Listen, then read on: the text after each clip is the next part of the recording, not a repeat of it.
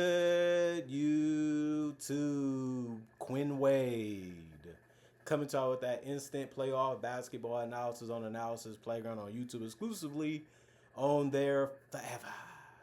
And we're gonna talk about how them Los Angeles Lakers beat the Rockets by 20, 98 to 78, and the Lakers advance to the second round to go against the Thunder.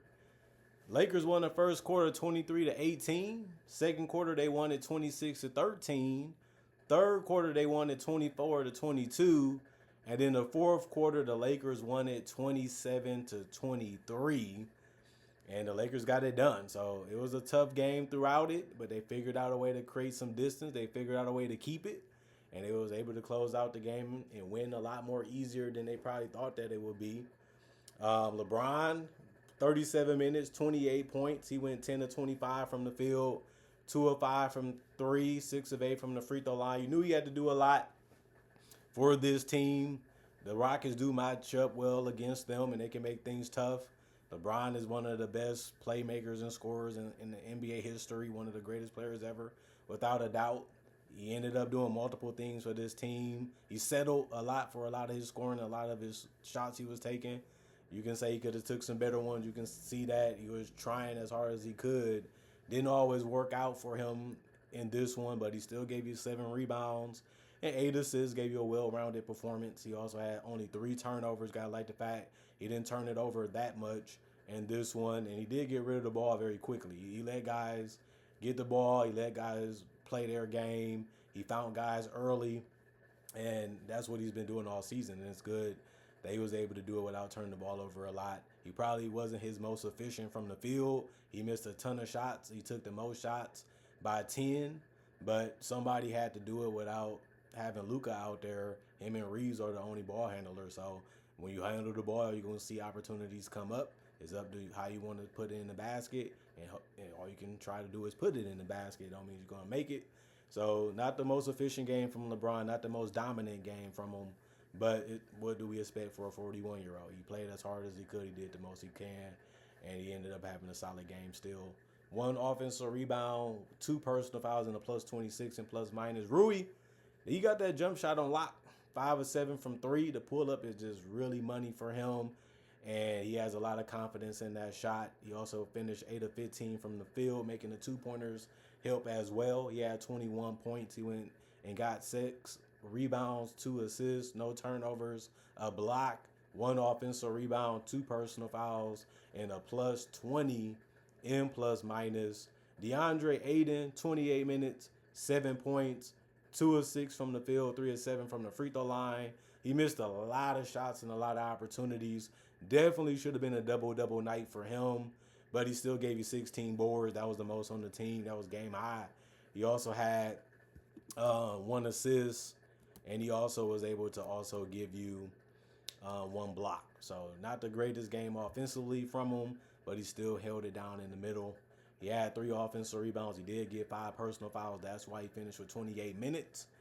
But he still gave you size when he was out there, and they had to test him and try him. That's just part of how the game is. He was a plus 5 and plus minus. DeAndre Ayton never really been the greatest rim protector anyway. Marcus Smart didn't give you double figures, but he gave you 7 in 35 minutes. He went 2 of 7 from the field. His only makes was shooting 2 threes that he ended up making, and then he also missed 2 of them too, so he finished 2 of 4 from 3. He also went 1 of 2 from the free throw line, but he did give you 7 rebounds. He gave you 1 assist. He had 1 turnover.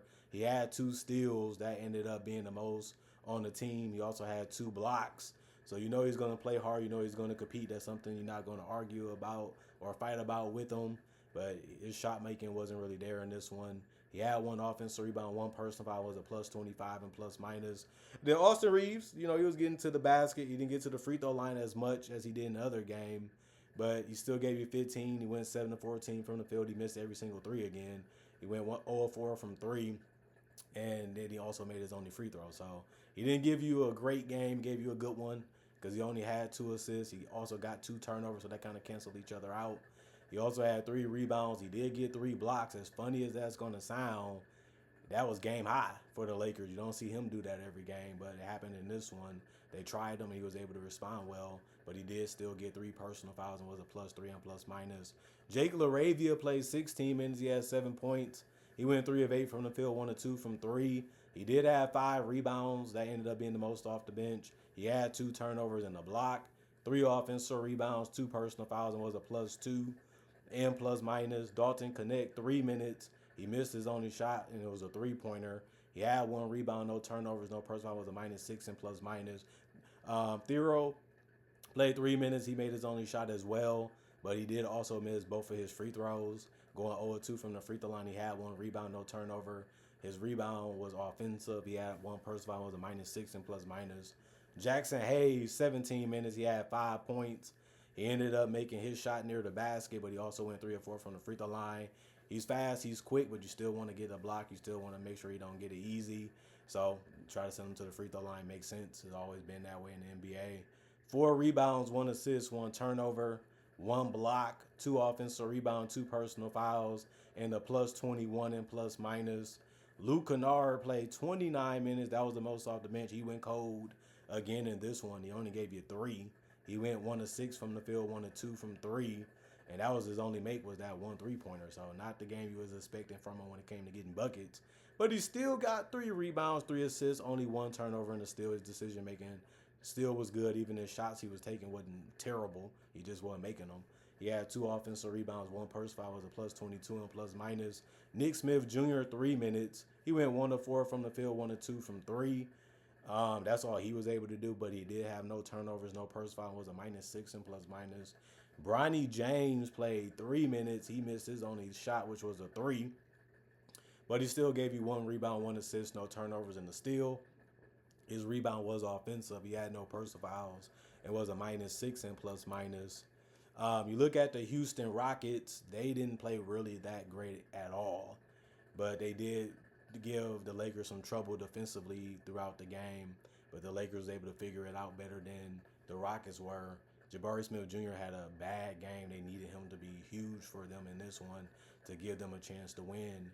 He had 9 points. It ended up being the lowest on the team in the starting lineup and in the game for him. He went 3 of 11 from the field, 1 of 6 from 3, 2 of 3 from the free throw line. He was getting the same shots he usually does. It just wasn't his night to make them, which sucks because you needed him to. He did have the most rebounds, though, on the team with 12. He gave you 3 assists, kept the ball moving. If he found somebody, he's a team player. 1 turnover, 1 block, 2 offensive rebounds, and he did have 5 personal fouls. When you get down and you want to find a way to get back in it, sometimes you try to be over-aggressive. Didn't work in his favor in this one. He was a -24 and plus minus. Tari Eason, 37 minutes, 14 points. He got off to a good start making a 3. He was happy about it, but after that, he finished 2 of 7 from 3, which isn't that great. And then he went 5 of 14 from the field. He's one of their most competitive guys, so they make sense to have him out there, but he's not a great shot maker. He had 5 rebounds, 2 assists, no turnovers. He also had 3 steals. 3 steals was game high for the Rockets, and like I said, he's going to compete. He also had a block. He also had 4 personal fouls. That comes with the territory of being the aggressive defender. He was a -14 and plus minus. Alperen Sengun was held under 20, but he still gave you 17 and 11. He went 7 of 10 from the free throw line. Took no threes, which is something that you would prefer to see, but he also went 5 of 12 from the field. He's been having trouble scoring in the paint and scoring around the basket and even on the perimeter in this series, but he also only had 1 assist. So you took away the assist, even though he did find some guys that just couldn't make shots sometimes too. But he also had 4 turnovers, which was more than the assist that he had. So not the most efficient night as a playmaker or scorer in this one. He did get 2 blocks. He's going to try to get to it if he can, or you try to get too close to him and think he's not going to make a play on the ball. It can be that way, but it worked a little bit. But he did have 4 personal fouls. In 38 minutes ain't the worst. He also had 3 offensive rebounds, -27 and plus minus is what he finished as. And then Amen Thompson, he brought it. He got to the areas that he normally does, and he was confident in taking the shots there. He went 7 of 14 from the field. It worked. He also went 4 of 6 from the free throw line. You're going to take it from him. And then he had 8 rebounds, 3 assists, 2 turnovers, and 3 blocks. The 3 blocks actually was the most on the team. No surprise. The surprise was that he had no steals Other than that, he did have 5 personal fouls because he didn't want to lose. So he put himself in some positions that he had to try to make it tough and difficult for the Lakers. And it got him in foul trouble. He had 1 offensive rebound, was a minus 26 in plus minus. Reed Shepherd, they needed him to have a bigger night. He took the most shots on the team, but he went 4 of 19 from the field and 1 of 10 from 3, even if it was open. The man couldn't make it.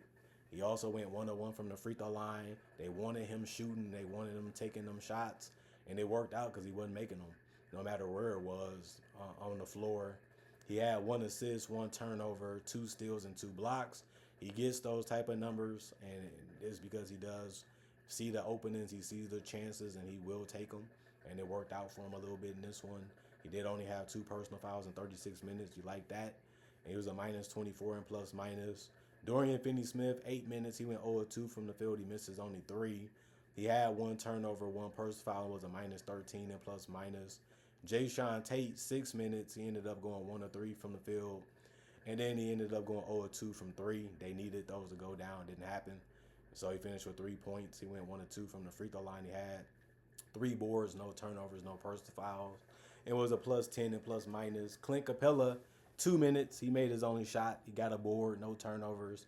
His rebound was offensive. You know, that's what he can do. He had no personal foul. It was a plus 7 and plus minus. Aaron Holiday, 12 minutes. He had 2 points. He finally made a shot, but he didn't take much after that. He had 2 assists, 1 rebound, no turnovers, 1 personal foul. It was a plus 4 and plus minus. Jackson Kogi was defending well and trying out there, but he gave you 3 because he went 1 of 2 from 3. Then he missed his only 2-pointer, so he finished 1 of 3 from the field. He did have the most rebounds off the bench with 4. He had 1 assist, 2 turnovers, and a steal. He was the only guy off the bench to get a steal. He had 1 offensive rebound out of the 4, and the personal foul was a 0 and plus minus. J.D. Davison, 2 minutes. He went scoreless because he didn't attempt any shots or free throws. He had no turnovers. He had no personal foul and was a plus 7 and plus minus. 80 field goals by the Rockets. They shot 35%. 89, 9 more than the Rockets. They shot 40%, which isn't that great. But they did go and shoot 28 3-pointers. The Lakers did. They made 43% of them, while the Rockets shot 28 of them too, but they only made 18% of them. That was a big difference in the game. And then both teams shot 24 free throws, but the Rockets shot 71%, and the Lakers shot 58%, which isn't good. And then 54 rebounds for the Lakers. They out-rebounded them because the Rockets only had 45. 13 assists for the Rockets, 19 for the Lakers. 11 turnovers for the Rockets, 10 for the Lakers. 6 steals for the Rockets, 4 for the Lakers. Both teams had 9 blocks. 15 offensive rebounds for the Lakers, 8 for the Rockets. 37 defensive rebounds for the Rockets, 39 for the Lakers. 23 personal fouls for the Rockets, 19 for the Lakers. And the Lakers escaped with the win, and they did it on the road. Most people thought the series been over. The Lakers just had trouble closing them out, had trouble just being able to make shots and make plays. And the Rockets was easily staying in games a lot more than they did tonight. And it was just because they wasn't making any shots from anywhere, even if they was open. So if you can't really find a way to make those, you don't deserve to be in the second round. The Lakers didn't do too great themselves, but they did it better than the Rockets, and that's their competition tonight. And the Lakers did try to take some of their airspace up, and they also tried to cover ground as quick as they could to semi-contest as best as they could. But this was a game where the Rockets shot themselves out of it, and the Lakers took advantage of it by rebounding the ball, taking care of it, running their offense real well, using LeBron decision-making and IQ and communication to the best of their ability, and defending enough to where it was able to get them stops. And then it was just about not messing things up and not doing unforced things that can create opportunities for the Rockets to get easier looks and better shots, especially in transition. And on top of that, they did foul a good amount, but, it wasn't detrimental because you got the same amount. But kind of hurt yourself there by not making them. But it didn't really matter too much in this one because the Rockets, like I said, couldn't make shots on the perimeter or in the paint that much in the game anyway. Other than that, I don't know where the Rockets go from here. They put all their eggs in one basket with Kevin Durant. They felt like he was the missing piece. He played 1 game in the series, missed the rest. Steven Adams is getting beat up, and he's older. And then you look at the fact that Fred VanVleet might come back. Will he be as big as a difference maker as they claim, or that they feel he will be coming off that ACL injury? I know he missed the whole season. He had a lot of time to get better. Plus, they going to be eliminated, so they got the whole off season to help him get even more better. And I know he's going to run the offense better. I know he can make shots from the perimeter, but he kind of do remind me of Reed Shepherd a little bit, where his jump shot can come and go. His finishing at the rim isn't the greatest, so he might have a higher IQ. He might can run it better, but the shots still may be hit or miss for him on the perimeter as well. And if that's the best roster they can throw out there or close to it, they're still going to be far away from being a championship team compared to a team like the Thunder, obviously, who are younger and they have a chance, to even add more talent to their roster, however they want to go about it in the offseason. And the Spurs, that's another team to beat in the West. Those are the teams you're aiming at if you're trying to win a title coming out the West. You got to get the Western Conference title before you can get the NBA title in the finals. But I think the Rockets are far away. I didn't think they was contenders this year. I feel like they was good enough to make the playoffs. They should be good enough to win 50. But coming through the West, I didn't see that happening. Even if they had Fred VanVleet, they would have had a good shot with Steven Adams. But the Lakers didn't have Luka. They got Reeves later in the series.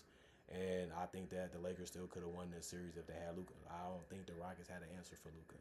I don't think too many teams do, besides the Spurs or like the Thunder. But that's who the Lakers play next. I got that analysis coming up for the people that want to watch it and want to see it. So make sure you comment, like, subscribe, and share. And hit the notification bell to know when that comes out. And since y'all love the channel, thank y'all for watching. Thanks for the love. Y'all stay blessed up. Y'all stay good. Peace. And I'll see y'all later today with that playoff prediction on the Lakers versus Thunder, since it's official.